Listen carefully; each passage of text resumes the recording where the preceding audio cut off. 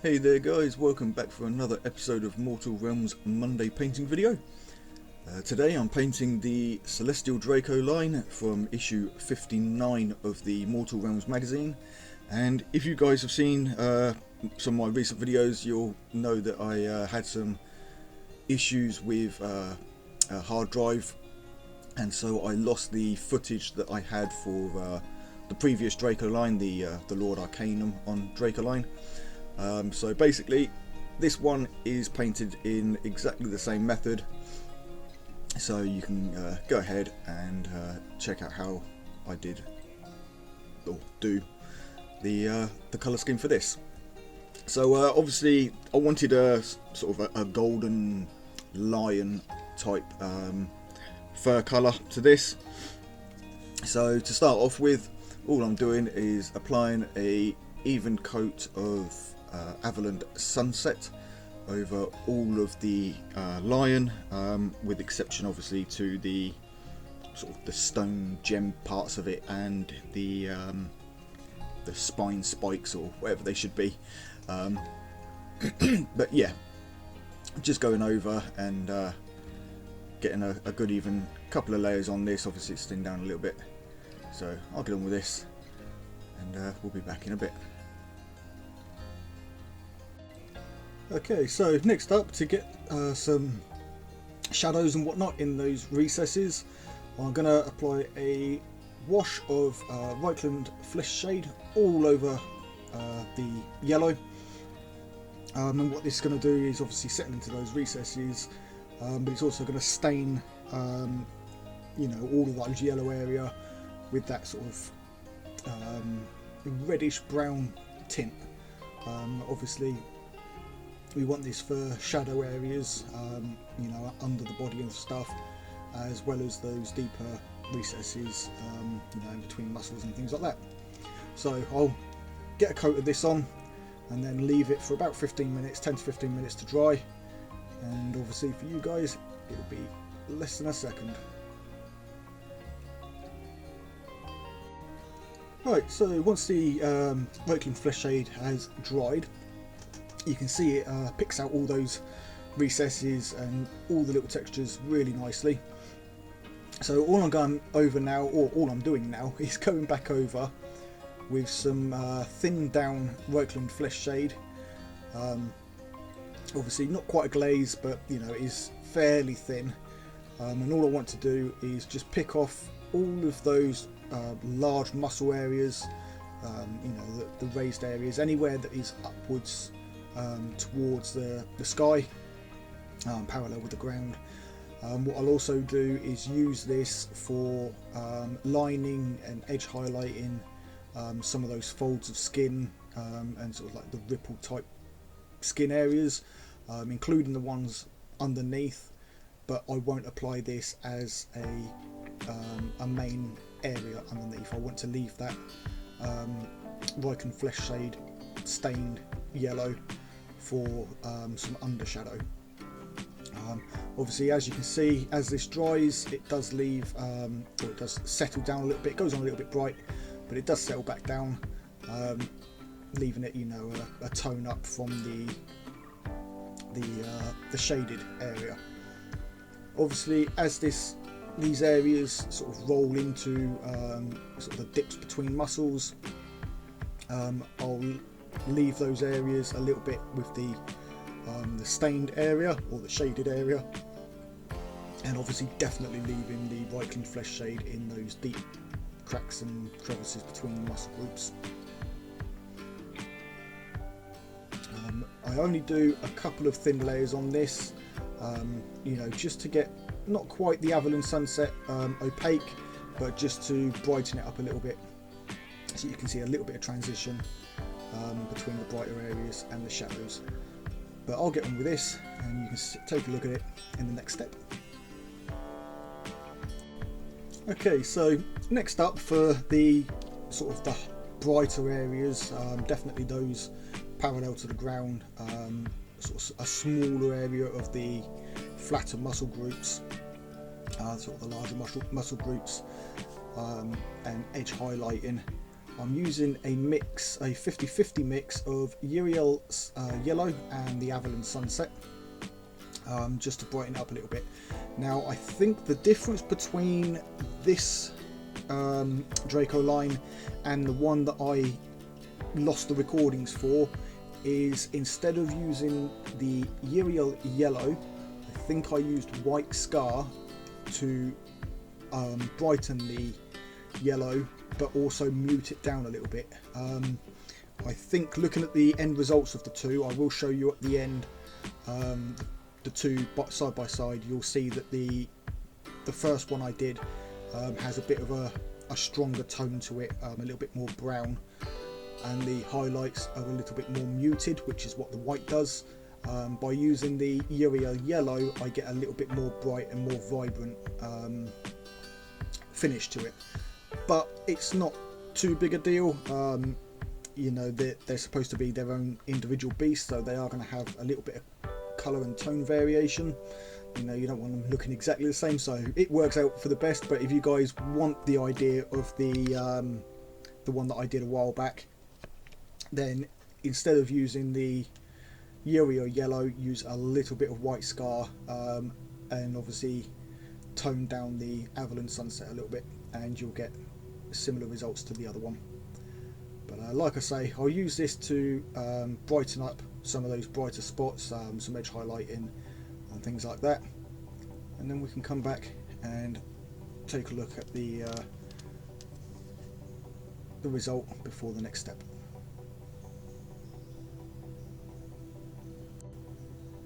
Okay, so you can see now obviously what the result is using the Uriel Yellow mix, but I'm now going with some Dark Reaper, and I'm going to apply this to all of the spine area here, these sort of spikes that he has on his spine, and also those, I call them stone patches, whatever that texture is that's on his flank. I'll apply this there as well as his claws. Obviously he's got the 3 main claws on each paw, plus 2 smaller ones on the inside and outside of each claw, so 5 in total. But I'll get this Dark Reaper on those areas, and we'll come back and have a look after.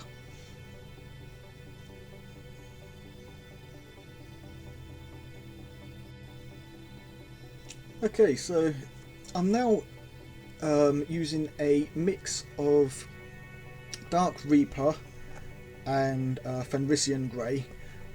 It's probably got a little bit more towards Fenrisian Grey, but it's about a 50-50 mix, and then just a little bit more of the Fenrisian, just to brighten it up a little bit more, but obviously you don't want it quite Fenrisian brightness. And what I'm now doing, as you can see, is brushing this up the spikes, but I'm not sort of being clean with it. I'm trying to give it a little bit of a rough look towards the base, so you'll still see some of that Dark Reaper. This is thinned down a little bit, but the idea is to give it a little bit of roughness. You know, it adds a little bit of texture, but obviously try not to get it on any of the yellow. Now I will do this over all of the spiked area, and you can see that I haven't quite finished the stone area, or what I call the stone area, that rough skin patch. So yeah, I'll get this on, and then what I'll do, I'll cut a small segment of video for you guys to see how I do the stone segment as I sort of build them up with a few colours. So I'll catch you guys back in just a bit.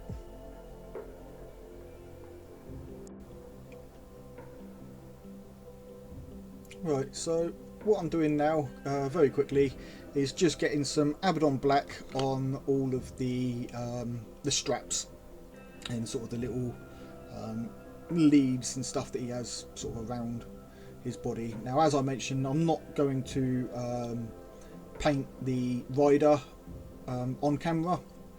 You know, you guys have seen me do enough of those colours, so you know what we're doing with them. But I'll use this video to concentrate on the dracoline, as it's not something we've done before. So I'll get this black onto these areas, and then we'll come in and have a look at the stone patches. Okay, so for these sort of stony patchy areas, after I've got the Dark Reaper down, I'm now using some slightly thinned down Sotek green, and what I'm doing is keeping this to the sort of the top area of each individual stone.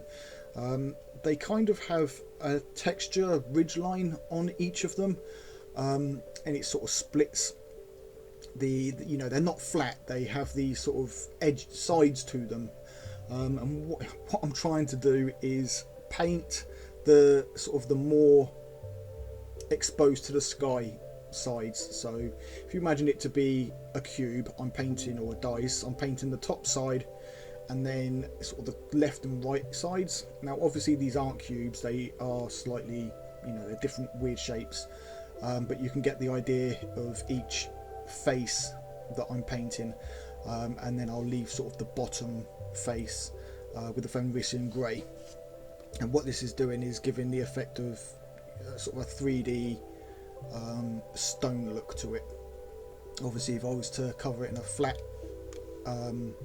flat blue and just leave the outside edge all around as though it was a circle with the grey, the Dark Reaper, then it's going to look weird.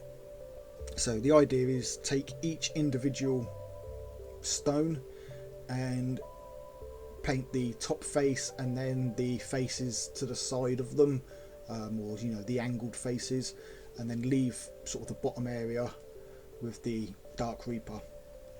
What I'll then do is mix in a little bit of white scar with this, with the Sotek green, just to brighten it up a little bit, and at the same time sort of dull down the green, or the blue is more a turquoise green, but yeah. And what I'll do is the same thing again. I'll concentrate this new colour towards the top face of each stone, and then the ridge line that goes through the stones, you know, as the faces come to an edge, so that I'm getting again that highlight area towards the top of each piece. And then finally, with a bit more white added, I'll then put a small sort of dot in the you know, one corner of the top face of each stone, almost to give like a gem-like impression to them, and then a small amount, you know, a very small dot of pure white scar just within that, just to give it that 3D you know, bright stone effect to it.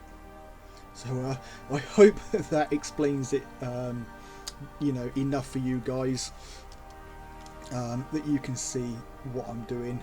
What if you have any questions or you want to see in more detail, then obviously leave a comment down below, and I'll see, as I've got one more of these guys left, I'll see if I can focus in a little bit more on these gems and show you on one of them exactly what I mean with the individual faces and such, as I'm recording. But anyway, I'll get on with this. We'll check out the next step.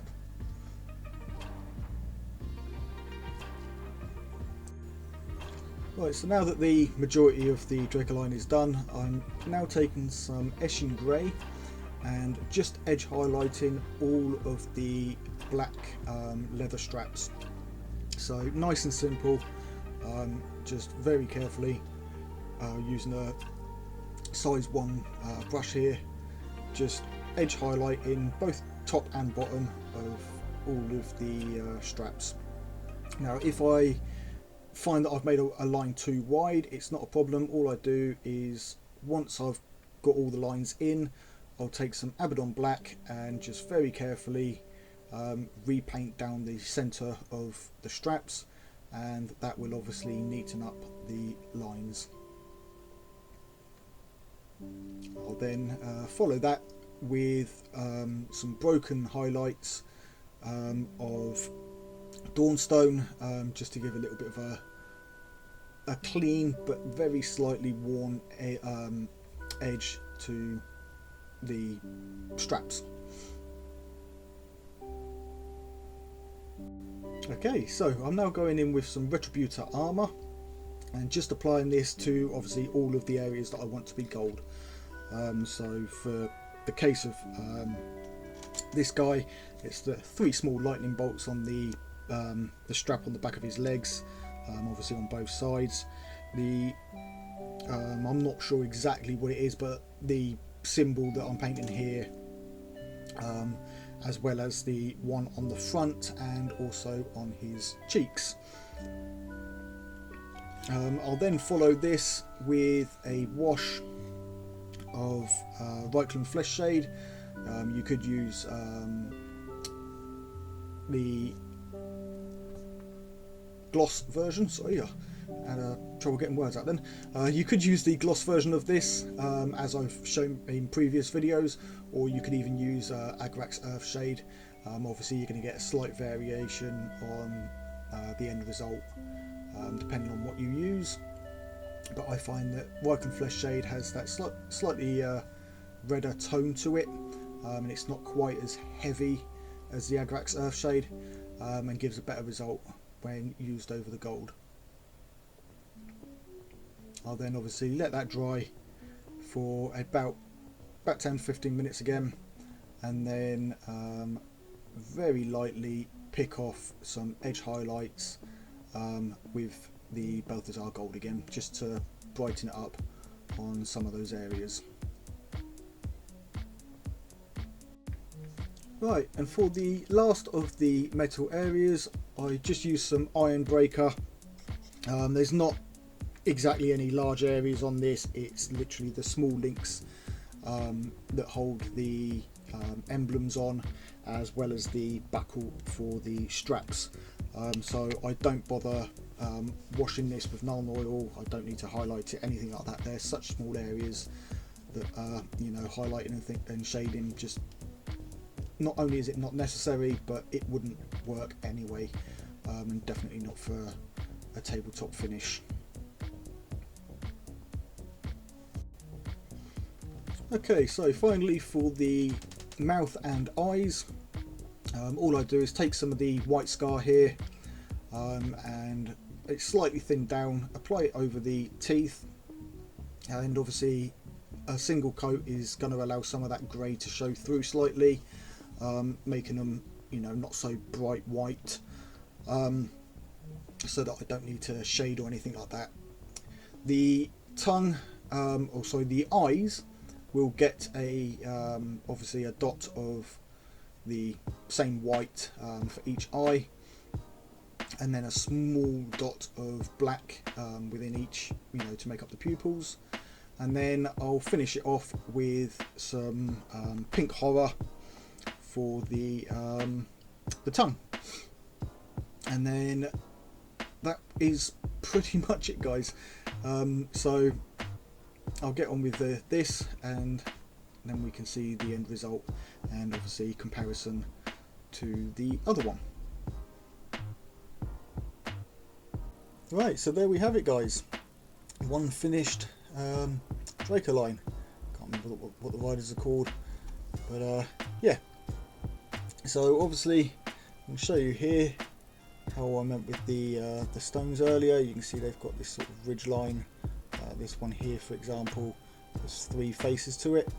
So obviously using those faces plus the description I gave earlier, you can then see how I was doing the shading with them, and then using the ridge line that splits them into 3 is where I would put the highlight in, and then obviously you've got the smaller